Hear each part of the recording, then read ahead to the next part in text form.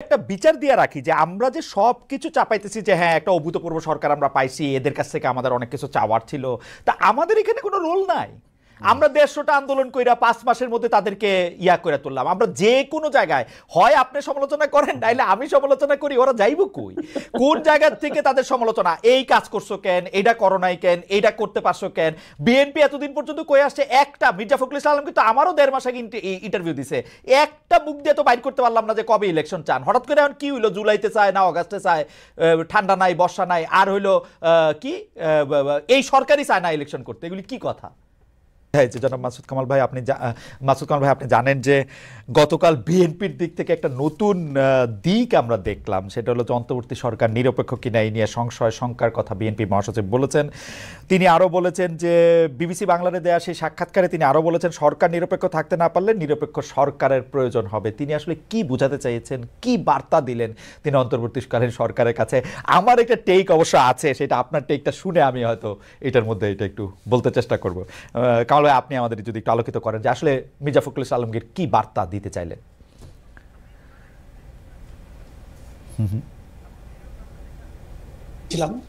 পরে সকালে আমি এটা ডিটেল আমি পড়েছি।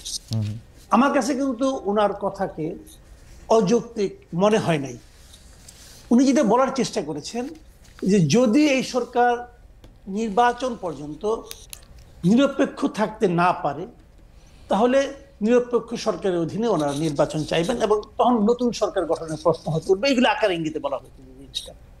আরেকটা জিনিস উনি বলেছেন এখানে যে কেন নিরপেক্ষ থাকতে পারবে না বলে মনে করেন, সেই কথাটা আমি ওনার অন্য একটা কথা আমি পেয়েছি। সেটা কিন্তু বলেছেন যে এই সরকারের মধ্যে যারা আছেন, সরকারের যারা পার্টনার হিসেবে আছেন, তাদের কেউ কেউ তো রাজনৈতিক দল করার চেষ্টা করছেন এবং তারা রাজনীতি করবেন এবং নির্বাচনেও অংশ নেবেন বলে নানা ধরনের কথাবার্তা ওনারা শুনেছেন অথবা দেখেছেন। দেখাও যাচ্ছে, অনেকেই দেখা যাচ্ছে তারা রাজনীতি করবেন, নির্বাচন করবেন, সে ধরনের প্রস্তুতি এলাকাতেও দেখা যাচ্ছে। মানে ওনারা যে যে এলাকার বাসিন্দা সেই এলাকার মানুষ বলা বলি করছে এবং সেখানে এই ধরনের একটা মানে আপনার বাস্তবতা বিরাজ করছে। তো যদি এই সরকার এরা যদি সেখানে নির্বাচন করে তাহলে তো সেই সরকারটাকে আমি নিরপেক্ষ বলতে পারি না। সরকারের ডেফিনেশনটা কি? ক্যাবিনেটে যারা আছে সবাই মিলেই তো সরকার। এখন এই ক্যাবিনেটের কেউ কেউ যদি নির্বাচনে অংশ নেন আগামীতে, তাহলে এই সরকারটাকে আপনি নিরপেক্ষ বলবেন কিভাবে? আমি তো বলতে পারবো না। তো সেক্ষেত্রে উনি বলছেন যে যারা এদের নিরপেক্ষতা হারাবেন উনি, আর যদি এই সরকার নিরপেক্ষতা হারায় তাহলে তো এই সরকারের অধীনে নির্বাচন হতে পারে না। লজিক্যালি একদম পারফেক্ট কথা উনি বলেছেন। কিন্তু না কামাল ভাই, এই পর্যায়ে আমি একটু জানতে চাইতে পারি যে আমরা কি ডক্টর ইউনূসের সরকারকে সব রাজনৈতিক সরকারের মতোই বিবেচনা করতেছি? আমরা কি এইটা ভাইবা নিতেছি যে ডক্টর ইউনূস সরকারের প্রধান আছেন বলে এই মুহূর্তে তার ক্যাবিনেটে যে 2 জন 3 জন তারা যদি নির্বাচন করেন তাহলে পুরো সরকার মিলে তাদেরকে সাহায্য সহযোগিতা করবে ওই রাজনৈতিক দলকে? আমরা কি ভারতে উদাহরণ এতদিন পর্যন্ত দেই নাই, আমরা কি একটু আস্থা ডক্টর ইউনূসের উপরে রাখতে পারবো না যে উনি সরকারে থাকলেও সরকারের মধ্যে থেকে ক্যাবিনেটের 2-3 জন গিয়া ইলেকশন করলে উনি পুরা ইলেকশন প্রভাবিত হইতে দিবে, বা এই নির্বাচন কমিশন এই আস্থা আমাদের ডক্টর ইউনূসের উপর? মির্জা ফখরুল ইসলাম আলমগীর এই আস্থা রাখলেন? মির্জা ফখরুল ইসলাম আলমগীর মির্জা ফখরুল ইসলাম আলমগীর কথা বাদ দেন, আমি আমার কথা বলি। শুনেন, ডক্টর ইউনূসকে আপনি কিভাবে বিচার করেন? ডক্টর ইউনূসকে এই দেশের মানুষ 8 তারিখের আগে পর্যন্ত যেভাবে দেখেছেন আর আজকে যেভাবে দেখছেন, আপনি দুটার মধ্যে মিল পেতে পারেন, আমি পাই না। 8 তারিখের আগে ডক্টর ইউনূস ছিল সারা দেশের মানুষের কাছে একটা আস্থার প্রতীক, উনি আমাদের অনেক কিছু করে দিবেন। আজকে কি তাই মনে করেন আপনি? নো, বাংলাদেশের বাস্তবতা সেটা বলে না। কামাল ভাই, আমি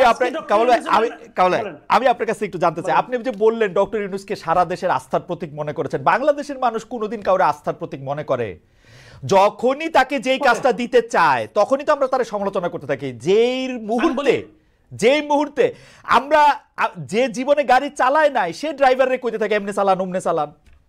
আমি বলতে দেন আপনাকে। জি বলেন। বাংলাদেশের মানুষ সবচেয়ে দ্রুত মানুষকে আস্থার প্রতীক মনে করে, সবচেয়ে দ্রুত। আর বাংলাদেশের মানুষ সবচেয়ে দ্রুত মানুষকে ওই জায়গা থেকে সরাই আনে। আমি এক্সাম্পল দিয়ে বলি আপনাকে, তাহলে বুঝবেন। একটা প্রবাদ আছে গ্রামে, বুঝছেন? সেই প্রবাদটা হলো, সেই মানুষটা তত বেশি ভালো যেই মানুষ সম্পর্কে আপনি যত কম জানেন। ট্রু। 8 তারিখের আগ পর্যন্ত রাষ্ট্রনায়ক হিসেবে, সরকার প্রধান হিসেবে ডক্টর ইউনূস কতটা ভালো কেউ জানতো না। এই জন্য উনি ছিলেন আস্থার প্রতীক। যে উনি সরকার প্রধানের দায়িত্ব নিলেন, যেই মাত্র উনি সরকার প্রধানের দায়িত্ব নিলেন, নিয়ে উনি একটা উপদেষ্টা পরিষদ গঠন করলেন। সেই উপদেষ্টা পরিষদ গঠন করার সঙ্গে সঙ্গে ওনার প্রতি অনেকের আস্থা কমতে থাকলো, তাদের মধ্যে আমিও একজন। আমি শুরু থেকেই বলেছি এই উপদেষ্টা পরিষদ দিয়ে উনি এত বড় কাজ করতে পারবেন না। আমি বলেছি ভাই, আমি আমার অভিজ্ঞতা থেকে বলেছি, এই উপদেষ্টা পরিষদে অনেককে আমি চিনি, যে জন্য আমি বলেছি পারবেন না। এবং এখন দেখেন উনি পারছেন, উনি খুব ভালো পারছেন। আপনি বাংলাদেশের যে কোনো কি জিজ্ঞাসা করে বলেন ভাই উনি কি খুব ভালো পারছেন, দেখেন আপনি উত্তরটা কি পারছেন না। কামাল ভাই, আপনার সাথে কথা বলা খুবই ফ্যাসিনেটিং, কিন্তু আপনি যে প্রথম থেকে আমি বলতেছেন, আমি আপনার প্রায় সব শো, আপনি যত জায়গায় আমন্ত্রিত হয়ে যান, আপনার নিজের কথা যে শোটা আছে সেটা আমি প্রায় সবগুলি শো দেখে একাধিকবার দেখে আপনি আসলেই শুরু থেকে এই কথা বলে আসতেছেন যে আসলে এটা পারবে না, এই উপদেষ্টা পরিষদ দিয়ে চলবে না। এজ ইফ বাংলাদেশে কোনো মন্ত্রী পরিষদ দিয়ে জীবনে চলছিল, সব চোর বাটপার, এরা তো মন্ত্রিত্ব চালাইছে এই আগের সরকারে আমরা দেখছি, তাদেরকে আমরা পারছি, এটা আপনি কেমনে বলবো যে এরা পারছিল? আমি কি তাদেরকে বলছি তাদেরকে আমি ভালোবেসে বলেছি? না, বলেন না, বলেন না। আমি কি বলেছিলেন? হ্যাঁ, 5ই আগস্টে যে ঘটনাটা ঘটেছে এই দেশে, হ্যাঁ, এটা এই দেশের জন্য একটা অভূতপূর্ব ঘটনা। যে দেশে একটা অভূতপূর্ব ঘটনা ঘটতে পারে, সে দেশে একটা অভূতপূর্ব সরকার আসবে, এই প্রত্যাশাকে আমি করবো না? আমি করেছি। আমি বলি আপনাকে, আমি অগাস্টের প্রথম দিন পর্যন্ত আমি কিন্তু প্রত্যাশা আমি করতে পারিনি, সাহস পাই নাই যে শেখ হাসিনা থাকবে না। আমি সাহস পাই নাই, কিন্তু যেদিন ঘটে গেছে সেই দিন আমার কাছে মনে হয়েছে আসলেই ঘটে গেছে। খেয়াল করেন কিন্তু, তাহলে আমার প্রত্যাশার বাইরে একটা ঘটনা ঘটেছে।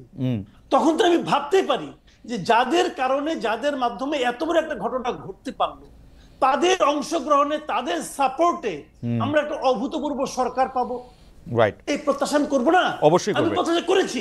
আমি কিন্তু আগের সরকারের সঙ্গে তো তুলনাই করতে চাই না। অবশ্যই তুলনা করলে আমাদের এখানে অনেক সৎ লোক আছে, এতে কোনো সন্দেহ নাই, সততা নিয়ে তুলনা আমি করতেই পারবো না। কিন্তু আমার কথাটা হলো কি, যে এই সরকারের কাছে আমরা কি চেয়েছি? আমরা চেয়েছি আড়াইটা জিনিস, সিম্পলি আড়াইটা জিনিস। আড়াইটা কি কি?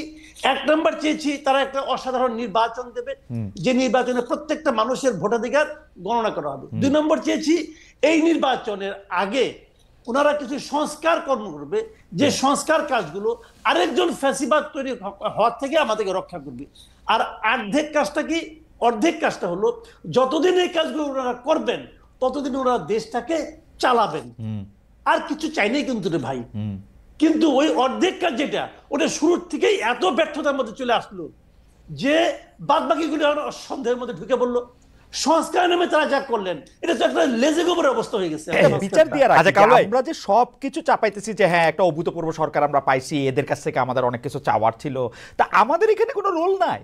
আমরা 150টা আন্দোলন কইরা 5 মাসের মধ্যে তাদেরকে ইয়া করে তুললাম। আমরা যে কোনো জায়গায় হয় আপনি সমালোচনা করেন, নাইলে আমি সমালোচনা করি, ওরা যাইব কই? কোন জায়গা থেকে তাদের সমালোচনা? এই কাজ করছো কেন, এইটা করো নাই কেন, এইটা করতে পারছো কেন?